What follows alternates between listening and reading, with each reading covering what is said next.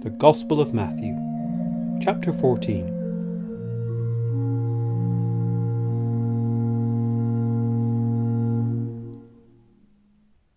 At that time Herod the Tetrarch heard about the fame of Jesus, and he said to his servants, "This is John the Baptist. He has been raised from the dead. That is why these miraculous powers are at work in him." For Herod had seized John and bound him and put him in prison, for the sake of Herodias, his brother Philip's wife, because John had been saying to him, "It is not lawful for you to have her." And though he wanted to put him to death, he feared the people, because they held him to be a prophet. But when Herod's birthday came, the daughter of Herodias danced before the company and pleased Herod, so that he promised with an oath to give her whatever she might ask. Prompted by her mother, she said, "Give me the head of John the Baptist, here on a platter." And the king was sorry, but because of his oaths and his guests, he commanded it to be given.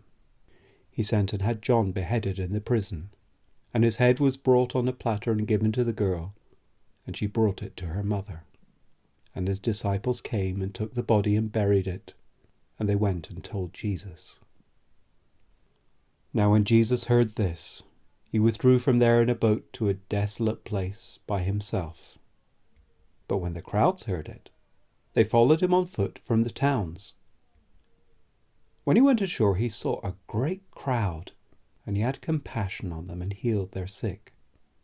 Now when it was evening, the disciples came to him and said, "This is a desolate place, and the day is now over.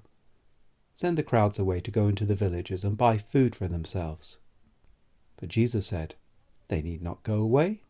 You give them something to eat." They said to him, "We have only 5 loaves here and 2 fish. And he said, "Bring them here to me." Then he ordered the crowds to sit down on the grass, and taking the 5 loaves and the 2 fish, he looked up to heaven and said a blessing.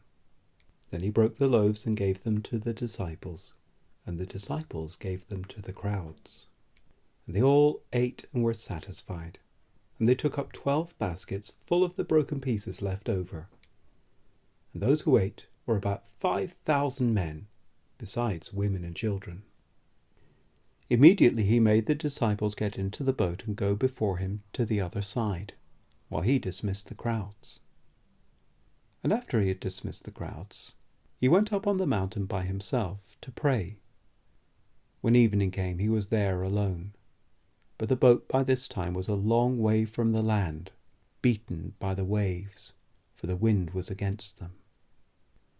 And in the 4th watch of the night he came to them, walking on the sea. But when the disciples saw him walking on the sea, they were terrified and said, "It is a ghost," and they cried out in fear. But immediately Jesus spoke to them, saying, "Take heart, it is I. Do not be afraid." And Peter answered him, "Lord, if it is you, command me to come to you on the water." He said, "Come." So Peter got out of the boat and walked on the water and came to Jesus.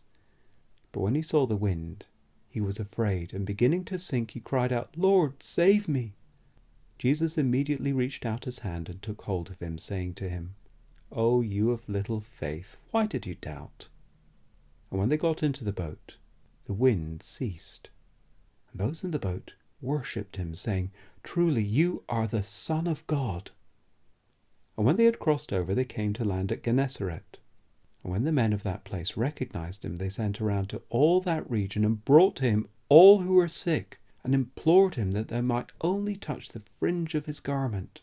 And as many as touched it were made well.